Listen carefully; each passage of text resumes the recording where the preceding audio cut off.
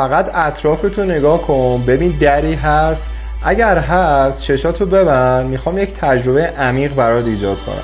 حالا تجسم کن شخصی رو که از همه بیشتر دوستش داری و از همه بیشتر بهش اهمیت میدی از اون در میاد داخل.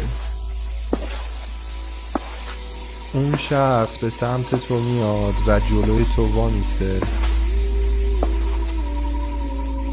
و با یه لبخند خیلی بزرگ روی صورتش توی چشای تو نگاه میکنه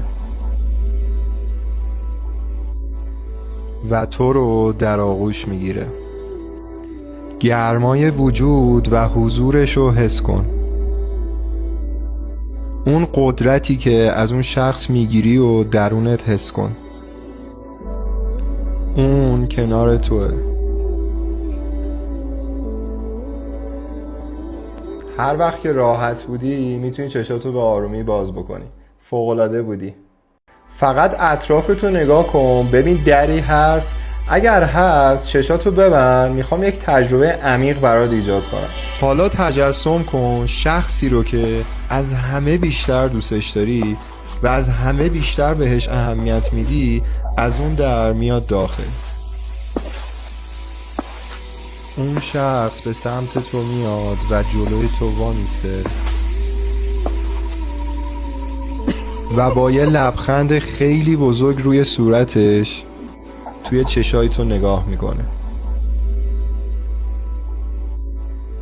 و تو رو در آغوش میگیره. گرمای وجود و حضورش رو حس کن. اون قدرتی که از اون شخص میگیری و درونت حس کن. اون کنار توه. هر وقت که راحت بودی میتونی چشاتو به آرومی باز بکنی. فوق‌العاده بودی.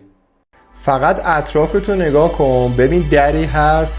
اگر هست چشاتو ببند، میخوام یک تجربه عمیق برات ایجاد کنم. حالا تجسم کن شخصی رو که از همه بیشتر دوستش داری و از همه بیشتر بهش اهمیت میدی از اون در میاد داخل. اون شخص به سمت تو میاد و جلوی تو وامیسته و با یه لبخند خیلی بزرگ روی صورتش توی چشای تو نگاه میکنه و تو رو در آغوش میگیره. گرمای وجود و حضورش رو حس کن. اون قدرتی که از اون شخص